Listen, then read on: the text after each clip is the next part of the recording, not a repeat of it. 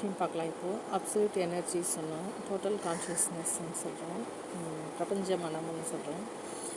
மனம்ன்றது எண்ணங்களின் தொகுப்புன்னு சொல்லுவோம். எண்ணங்கள்ன்றது இன்ஃபர்மேஷனான ஆனது. அப்போது ஒரு எண்ணங்களால் ஆனவன் மனிதன்ன்றதை சொல்கிறோம். எனர்ஜி விவசாயி மாஸ் ஆகுதுன்னு சொல்கிறோம். அப்போது ஒரு மாசுன்றது மனுஷன்றது எடுத்துக்கிறப்ப, எண்ணங்களால் ஆனவன் எடுத்துக்கிறப்ப, எண்ணங்கள் இன்ஃபர்மேஷனானதுன்னு எடுத்துக்கிறப்போ, ஒவ்வொரு மனுஷன் ஒளிபரப்புகிறான், இன்ஃபர்மேஷன்ஸை வெளியிடுறான். அது கூட எமோஷன்ஸ் சேரும்போது எண்ணங்களாவது, அது அவன் தனிப்பட்ட விஷயம். அது எந்தெந்த நேரத்தில் என்னென்ன எமோஷன்ஸ் சேர்த்தோ அதுக்கேற்ற மாதிரி அவன் பல கலவையாக பல காம்பினேஷன்ஸில் வெளிப்படுறான்.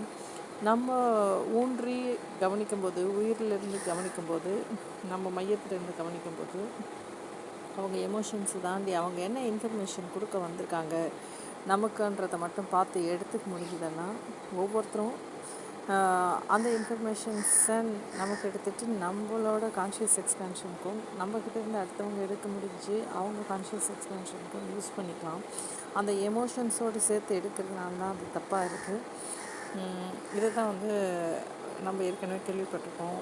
அடுத்தவங்க பிரச்சனைக்கு நம்ம ஈஸியாக சொல்யூஷன் சொல்ல முடியும், நம்ம பிரச்சனைக்கு சொல்ல முடியாது. ஏன்னா நம்ம பிரச்சனையில் நம்ம எமோஷன்ஸ் இருக்குது.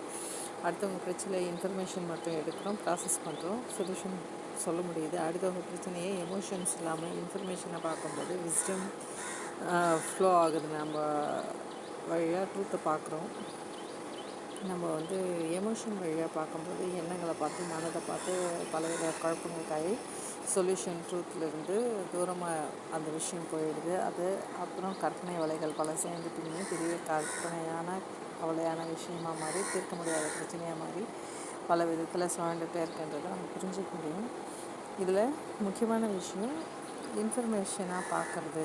ஒருத்தர் எண்ணத்தை விட இன்ஃபர்மேஷனாக எண்ணம்ன்றது எமோஷனோட சேர்த்து வருது. அவரோட எமோஷன்ன்றது அந்த நேனோவாக அந்த செகண்டில் அங்கே இருக்கிறது. அந்த சூழ்நிலையில் அந்த இடத்துல இருந்து அவர் வெளிவந்துட்டார்னா அதே இன்ஃபர்மேஷன் வேறு மாதிரி இருக்கும்.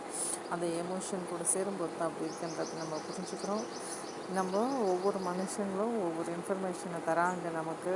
அவங்களும் எக்ஸ்பேண்ட் ஆகிறதுக்கு நல்லபடியாக பயோடைவர்சிட்டி மாதிரி ஹியூமன் டைவர்சிட்டியில் பல விஷயங்களை கொடுத்து என்ரிச் பண்ணுறதுக்காக தான் நம்ம ஒருத்தர் ஒருத்தர் பிணைக்கப்பட்டிருக்கோன்றது நம்ம புரிஞ்சுக்கிறப்போ, எவ்வளோ கெட்டவங்களாக இருந்தாலும் நமக்கு அவங்க நல்லவங்களா எடுத்துக்கிற ஒரு விஷயத்துக்கிட்ட நம்ம வருவோம். ஏன்னா எதுவுமே வெளியில் நடக்கிறதுல இல்லை, அதை நம்ம எப்படி எடுத்துக்கிறோன்றதுல இருக்குது. அது எடுத்துக்கிறதுக்கான ஸ்கில்லு, பேசிக்கான ஸ்கில்லு அந்த எமோஷன் இன்ஃபர்மேஷனை தனியாக பிரித்து பார்க்குறது. இது உங்களுக்கு புரியும் நம்புகிறேன். நன்றி.